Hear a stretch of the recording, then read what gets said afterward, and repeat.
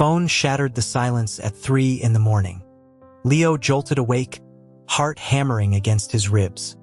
The screen glowed with the contact name, Miles, his oldest friend.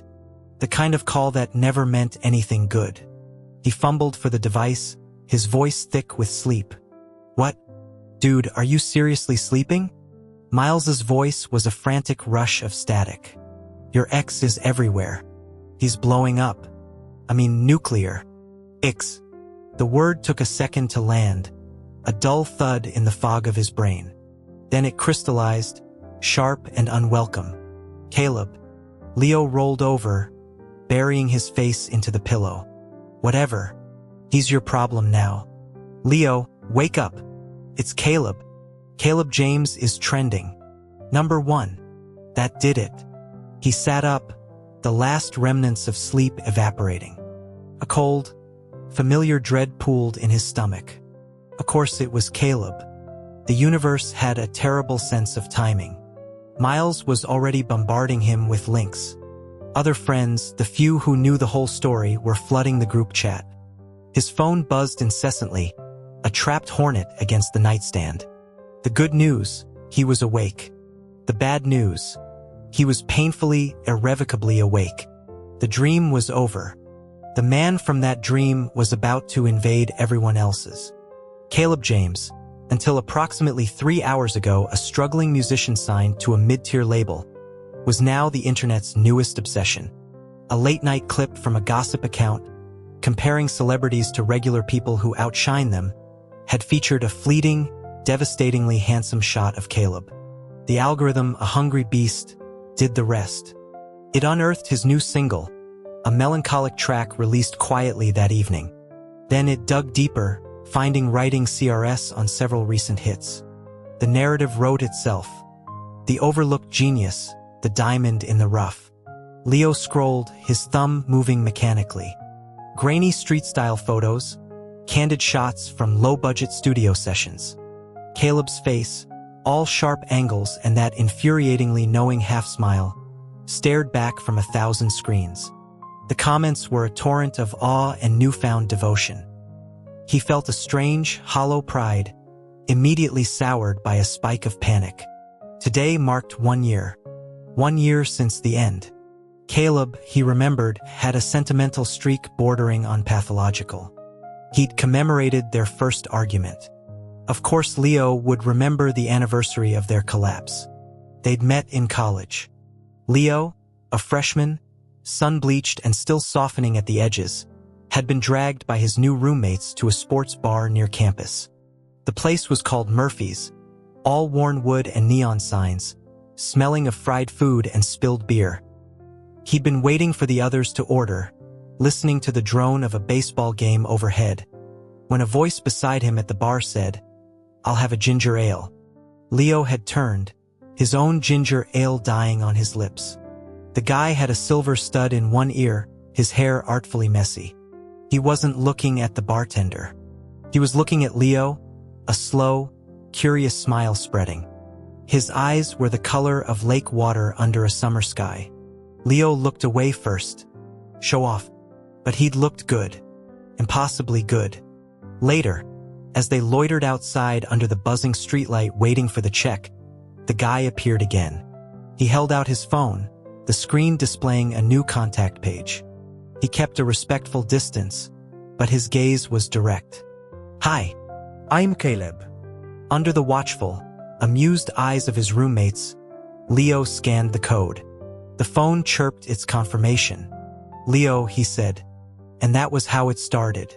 He remembered a different night at a diner with sticky vinyl booths. Caleb was meticulously cutting his pancakes into perfect squares, a habit Leo found alternately endearing and insane. "Why ginger ale that first night?" Leo had asked, stealing a piece of bacon. "You hate anything that isn't coffee or whiskey." Caleb didn't look up from his geometric breakfast. "Because I saw you smile at the bartender when she suggested it. You looked like the kind of guy who'd order a ginger ale to be polite, even if you wanted something stronger." Leo had stared, his fork hovering. So much for fate. Their entire meet-cute was a calculated move. When did you even notice me? Caleb finally glanced up, that lake water gaze steady. The second you walked through the door. Couldn't miss you. The memory was a physical ache. He forced his attention back to the present disaster. The storm had mutated by afternoon. A new video surfaced, shaky and old. It showed a calico cat trotting along a snow-dusted sidewalk in some anonymous suburban neighborhood. The camera followed the cat until it scurried down a narrow alley between two brick buildings. There, two figures were pressed close, sharing a quiet, intimate kiss. As the cat passed, the shorter one startled, and they broke apart. The taller one, unmistakably Caleb, even with younger, softer features, laughed, reaching up to pull the other's hood over his head, shielding him from view and the camera.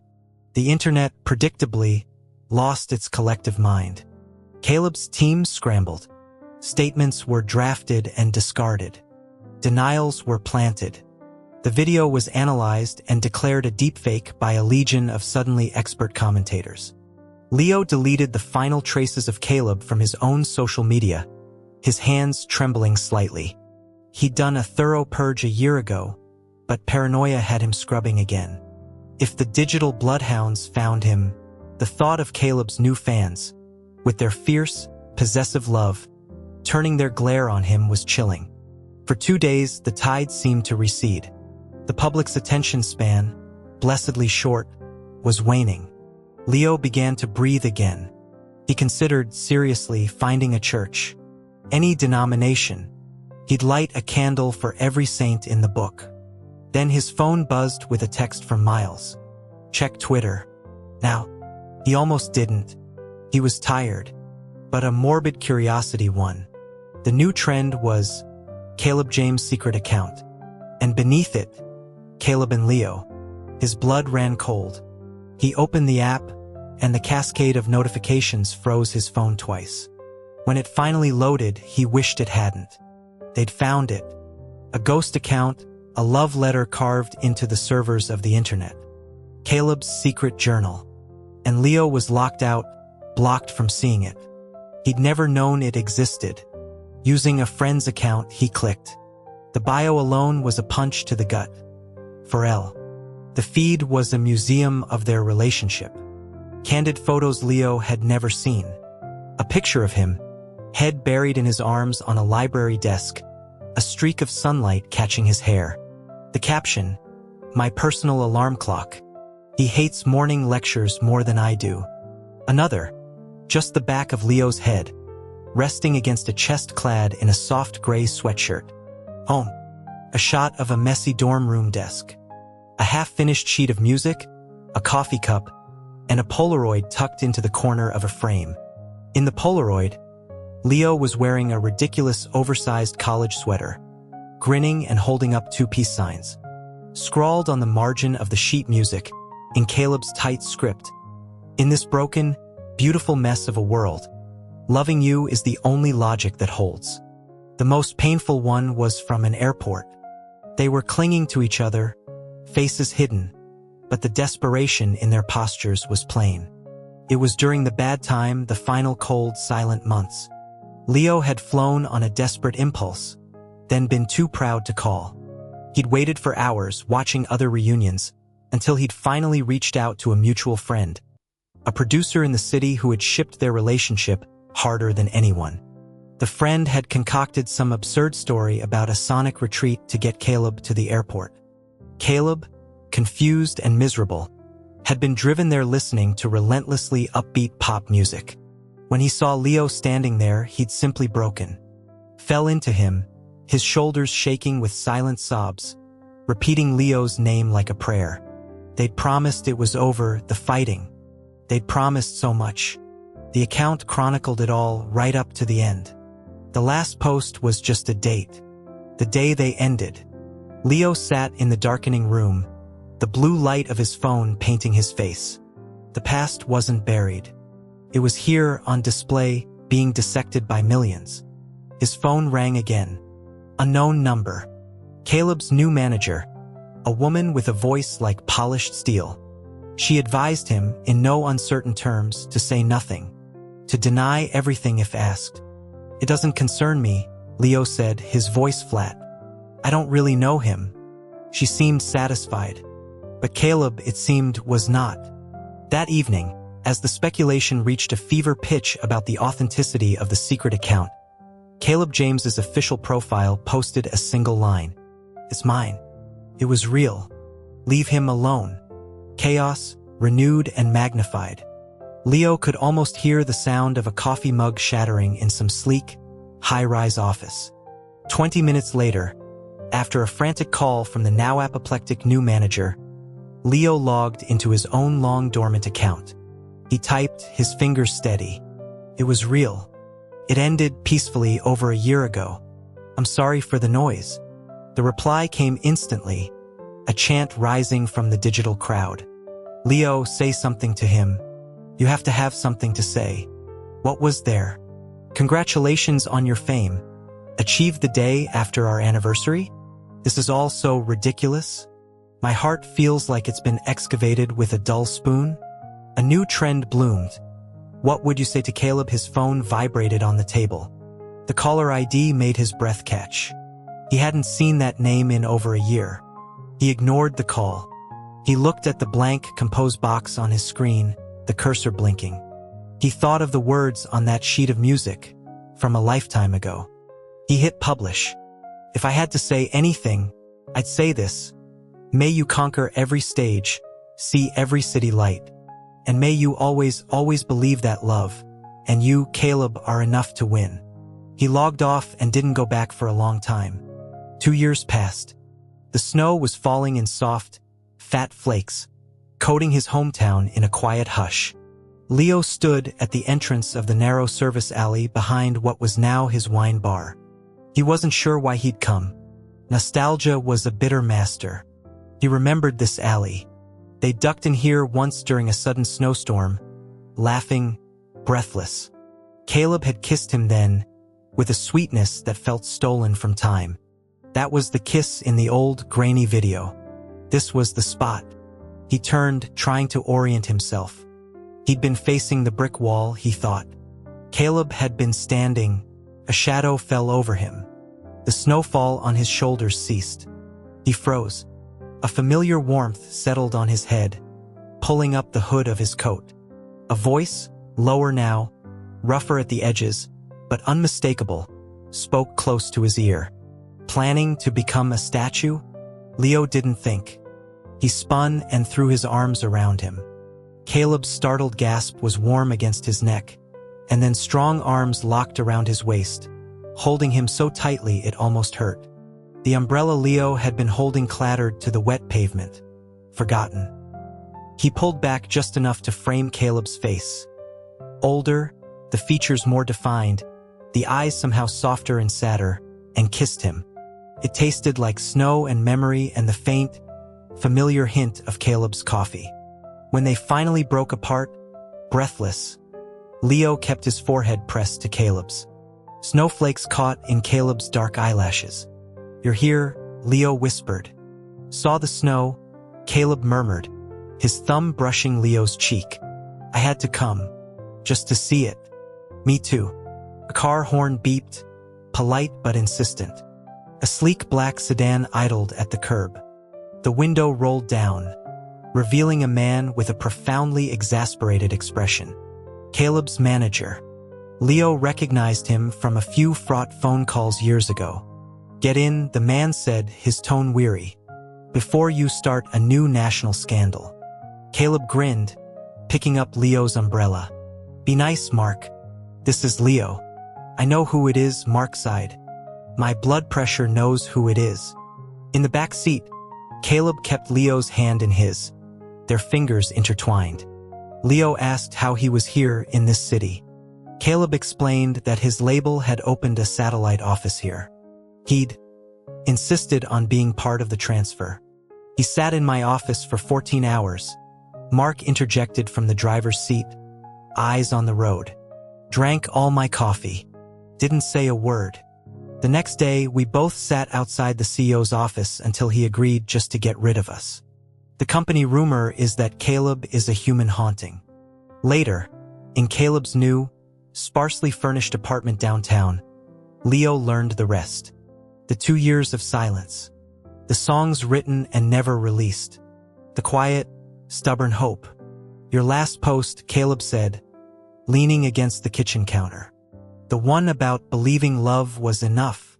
I read it every day. You were supposed to move on, Leo said, but there was no force behind it. I tried. It didn't take. Things settled into a new, precious rhythm. Leo's wine bar, the shelved volume, began to thrive. Caleb worked in a studio downtown. They were careful but not hidden. Their friends reacted with a universal, fond sense of inevitability. Leo even called his mother. After a long, hesitant conversation about work and the weather, he finally said, I saw Caleb again. The silence on the line stretched. Then softly, are you happy? Yes. Okay. That's all that matters. It was a clear, green morning weeks later when the past tapped them on the shoulder one final time. The local news channel, doing a feel-good segment called Winter's Echo, aired beautiful drone footage of the city during the last big snowstorm. At the 3-minute mark, the drone soared over a downtown grid, dipped between buildings, and captured a stunning, high-definition, bird's-eye view of a narrow alley. 2 figures, one pulling the hood up on the other, then leaning in for a tender, unmistakable kiss. The internet, of course, exploded. Again. Mark called them into his office, already massaging his temples. Well, he said, the cat's out of the bag. In 4K. Caleb looked at Leo, a question in his eyes. Leo just smiled and squeezed his hand. The company's position, Mark continued, is that you're both adults. And frankly, after the last few years, the CEO thinks trying to control any narrative involving you two is like trying to nail fog to a wall. Do what you want. That afternoon, Caleb started a live stream from their apartment. He smiled at the camera, which instantly began to lag under the influx of viewers. Can you see me? He asked, adjusting his posture. He didn't address the trending topic. Instead, he began a slow, deliberate tour. Just wanted to show you where the music happens. He walked through the sunlit space, pointing out nothing in particular, yet highlighting everything. The pair of running shoes by the door, different sizes. The 2 coffee mugs drying on the rack.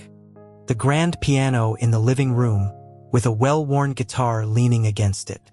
The bookshelf that held both music theory textbooks and well-thumbed volumes of classic American novels. He stepped out onto the small balcony, where 2 weathered wooden chairs sat side by side, facing the city skyline.